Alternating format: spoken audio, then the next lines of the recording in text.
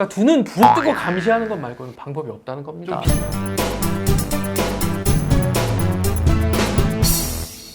현장에서는 뭐 여러 가지 뭐 문제들은 있을 수 있어요. 일단은 일하는 노동자들은 이제 회사보다 회사를 더 걱정을 많이 하기도 합니다. 생산 수량을 어떻게 맞춰야 되는지를 먼저 더 생각을 하기도 하고, 그리고 이제 회사가 만약에 이제 노동부의 작업 중지 명령이 떨어졌다, 아니면 뭐 사고가 나서 뭐 이렇게 공장의 가동이 중단됐다라고 했을 때 오히려 더 걱정을 하는 게 사실은 노동자들의 마음이거든요. 왜냐하면 또 생계에도 같이 걸려 있기 때문에 뭐 금속노조에서는 원인 조사를 철저히 하자 이렇게 해서 작업 중지를 계속 요구를 했었고, 또 이제 한쪽에 항로총에 있는 이제 그쪽에서는 오히려 이제 회사가 망한다 그런 악선동, 그리고 돌아가신 분 아니면 그 사고를 목격한 사람들이 문제를 키워서 니네 때문에 우리가 피해를 보고 있다. 그래서 노동부가 빨리 공장을 가동시켜야 된다. 이렇게 요구를 하고 뭐 노동부 정보도 하고 그쪽에서 그랬던 적도 있죠. 제대로 고용노동부가 왜 작업 중지를 하는지에 대해서도 잘 설명해 주는 게 필요하지 않을까 싶습니다.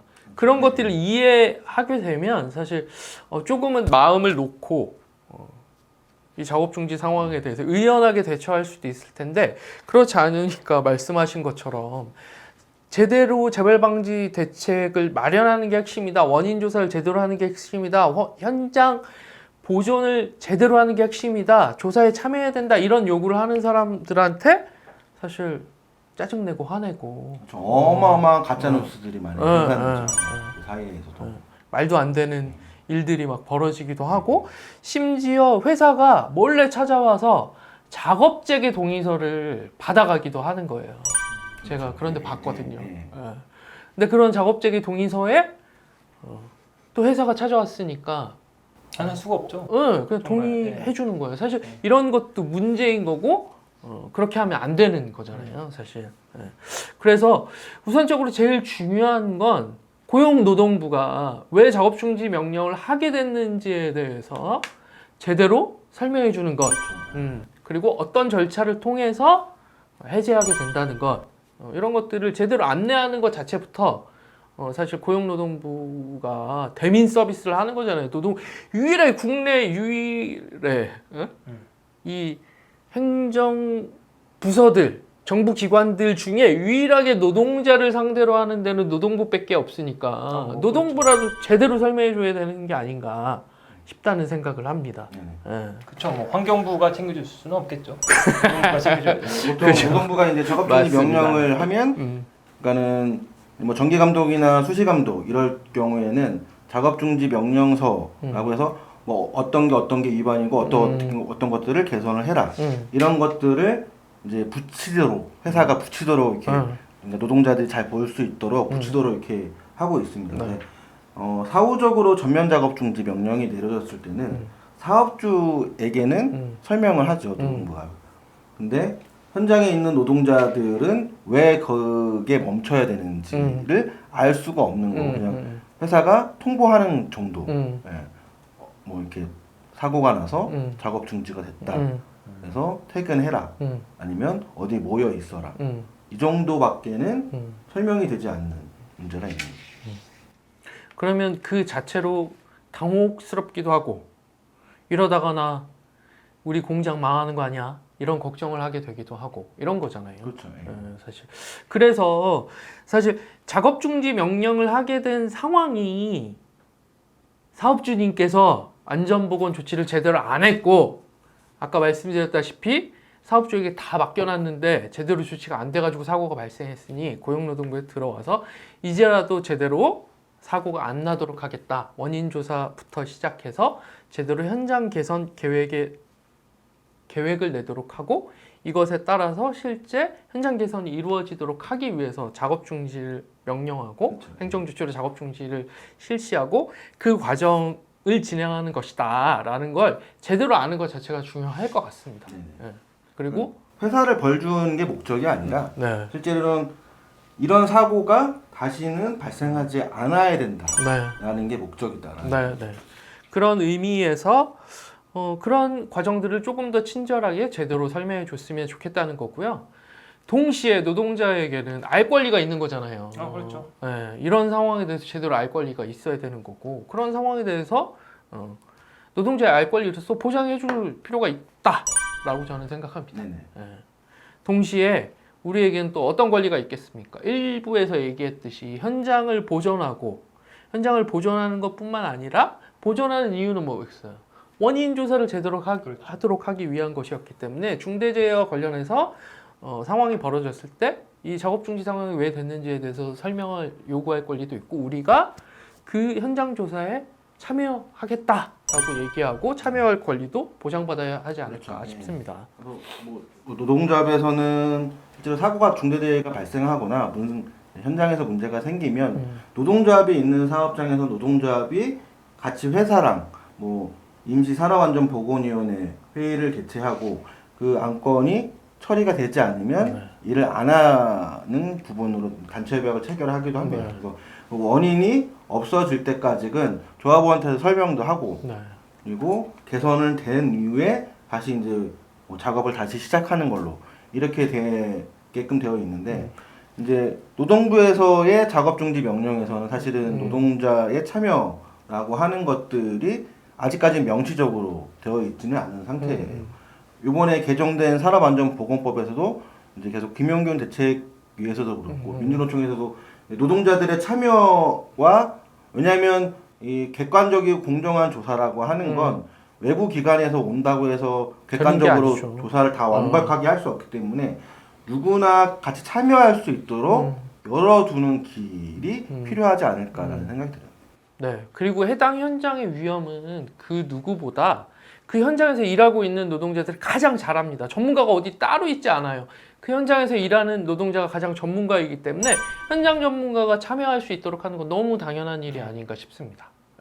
그렇기 때문에 여러분들의 현장에 노동조합이 있다면 노동조합을 통해서 중대재해가 발생했을 때는 임시산보위를 통해서 이 문제를 같이 다루고 해결해 나갈 수 있는 것도 중요하겠습니다. 특히 산업안전보건위원회는 노사가 동수로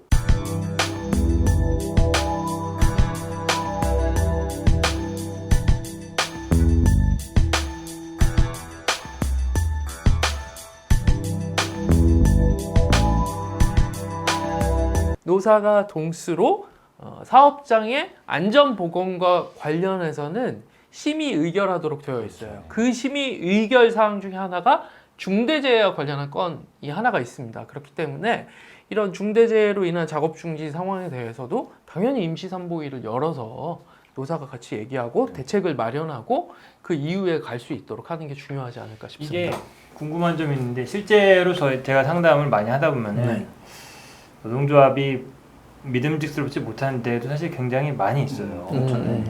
노동조합이 만약에 제 역할을 못하는 사업장이면 어떻게 좀 이 상황을 돌파를 해야 되는지. 이거는 사실은 좀 어려운 부분이긴 합니다. 근데 이제 뭐 그래서 뭐 지역이나 민주노총에서는 이제 명예산업안전감독관이 사업장 내 명예산업안전감독관과 지역 명예산업안전감독관이 있는데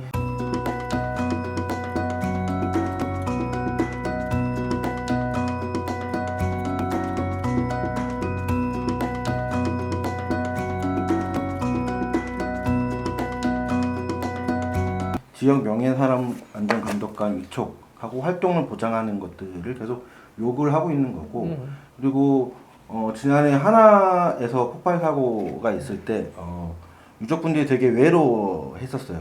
왜냐면 거기에도 노동조합이 있었거든요. 근데 노동조합에서는 그거를 못하겠다라고 이제 그래서 유족들하고 선을 어떤 부분들이 있었는데 나중에 그래서 이제 그 합의한 내용 중에 하나가 그 명예산업안전감독관을 전체 직원이 직접 투표로 뽑게끔.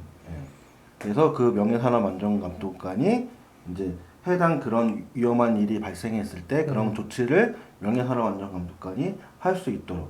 그러니까 유족분들은 다시는 똑같은 사고가 이후에라도 발생되지 않도록 하는 것들을 합의 내용에 그런 내용으로 이렇게 좀 넣었던 사례도 있고요.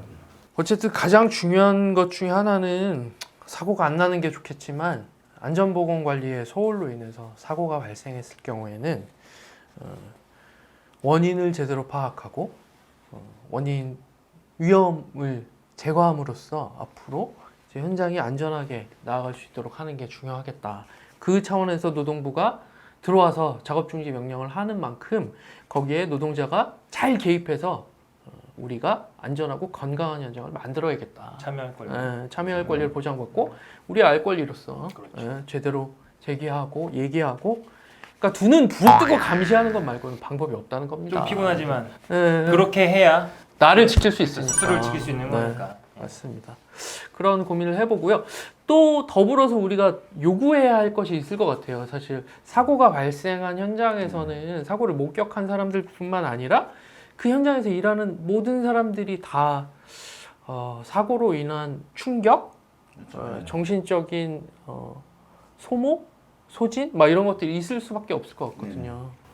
사고를 직접적으로 목격한 사람 노동자들은 상호 스트레스 장애라든지 정신질환과 관련된 문제들이 있을 거고 그리고 그런 직접 목격하지 않더라도 그 당시에 같이 일하던 사고를 같이 경험을 한 거잖아요. 직접 당사자는 아니더라도 그런 분들도 마찬가지로 정신질환이라든지 트라우마와 관련된 문제들이 있을 수 있거든요. 사람마다 편차는 있을 수 있지만 그 정도의 차이가 있는 거지 문제들은 이미 발생한 거기 때문에 그래서 노동부가 그 중대재해가 발생하면 그 근로자 건강센터 지역마다 이제 근로자 건강센터가 있는데 그쪽하고 연계해서 트라우마 치료라든지 이런 것들을 좀 하고 있는 중이고 현대해철에서는 이제 그 같이 일했던 동료들에게 특별 휴가를 노동부가 권고를 이제 사업주한테 이렇게 해서 그 특별 휴가를 가도록 하고 그분들이 특별 휴가 기간에 이제 트라우마 치료라든지 이런 것들을 받을 수 있도록